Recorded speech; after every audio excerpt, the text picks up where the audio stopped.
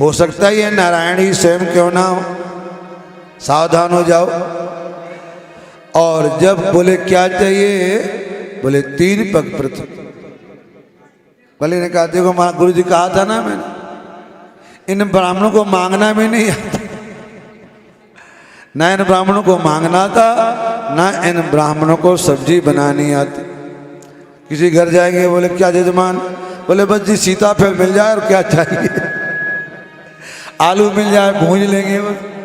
एक थानेदार कह रहा था, चोर पकड़ा उसने, थानेदार ने चोर पकड़ा, बोले तेरा वो हाल कर दूंगा जो एक ब्राह्मण सब्जी का हाल कर देता, ना उसमें तेल डालेंगे ना मिर्ची डालेंगे, बोले तेरा वो हाल कर दूंगा। तो उनको बोले मांगना भी नहीं यार, बोले भैया मांगना तो आता है लेकिन तुम सावधान हो जाओ, समझाया है।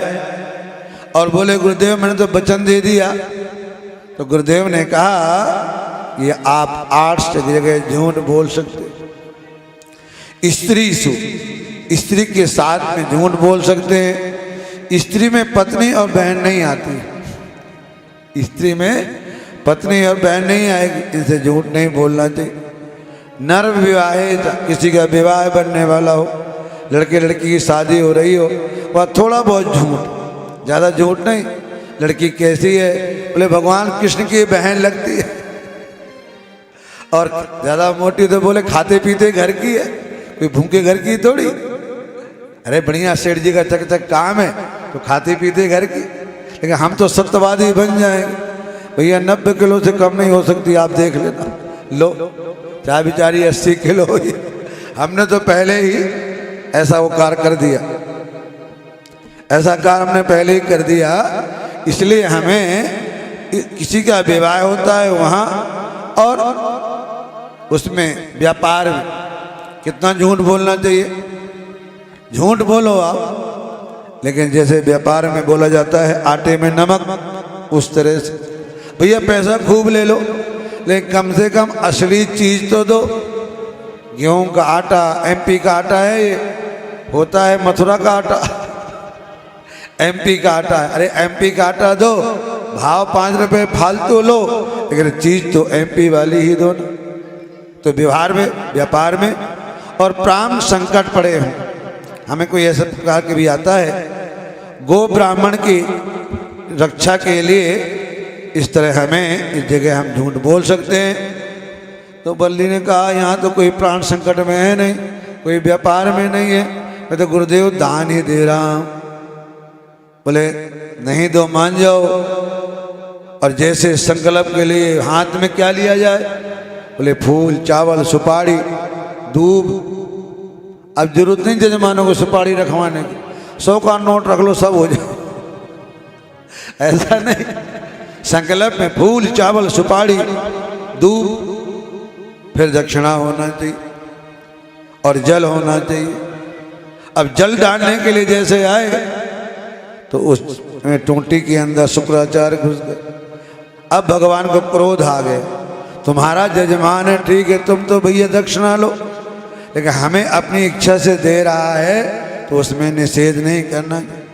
विद्वान की एक दृष्टि होना चाहिए, संत की एक दृष्टि होना चाहिए। अब हमारे भगवान बामन बोल पड़े कि हम ब्राह्मण परिवार में पैदा होते हैं ना, तो गणेश जी की पूजा, सत्यनारायण कथा और संकल्प हमें 5 वर्ष में सिखा दिया जाता है। कोई घर में आ जाए तो वापस ना जाए, संकल्प तो करवा ही लोगे ना।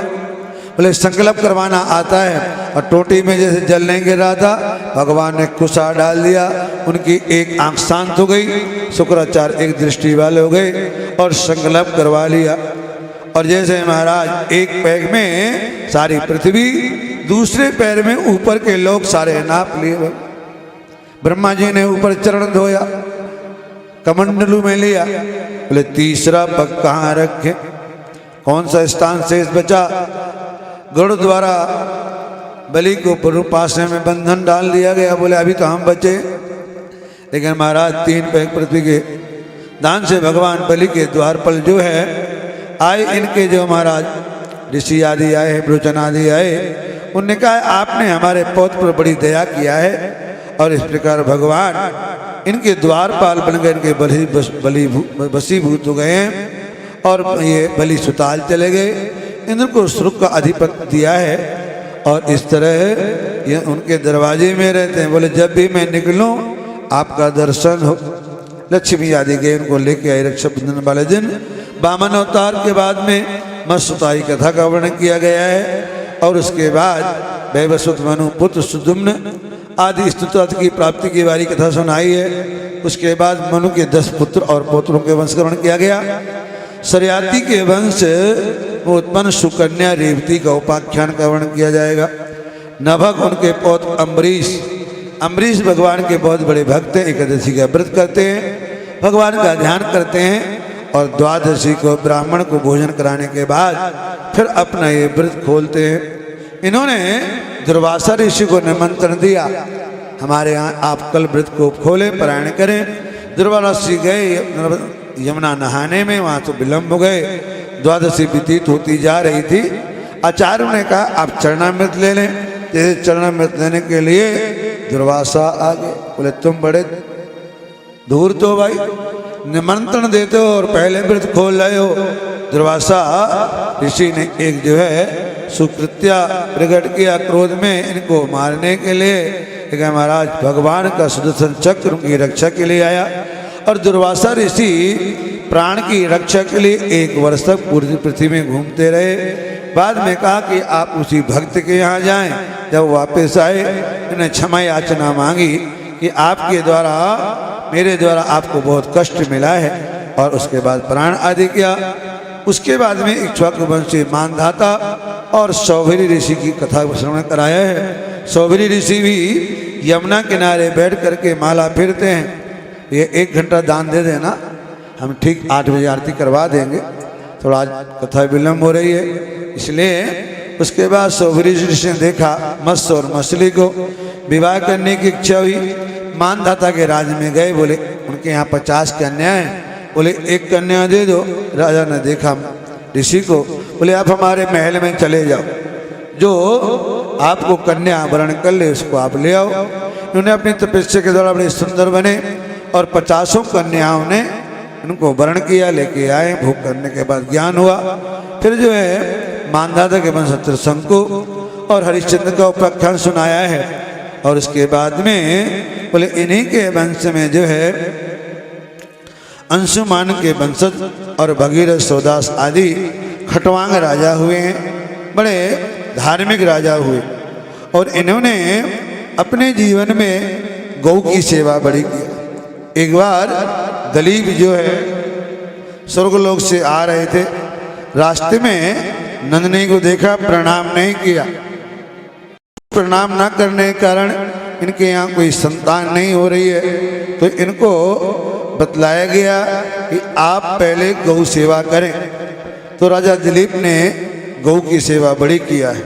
और उसके बाद फिर इनके यहाँ राजा दशरथ हुए और उनके यहाँ 4 पुत्र संतान जो है राम लक्ष्मण भरत शत्रुघ्न आदि हुए हैं। बड़ी संक्षिप्त कथा है इसमें, 4 अध्यायों में, लेकिन थोड़ा सा आधा घंटा लगाएंगे और उसके फिर आगे चलेंगे। इस प्रकार प्रसंग उस समय का है।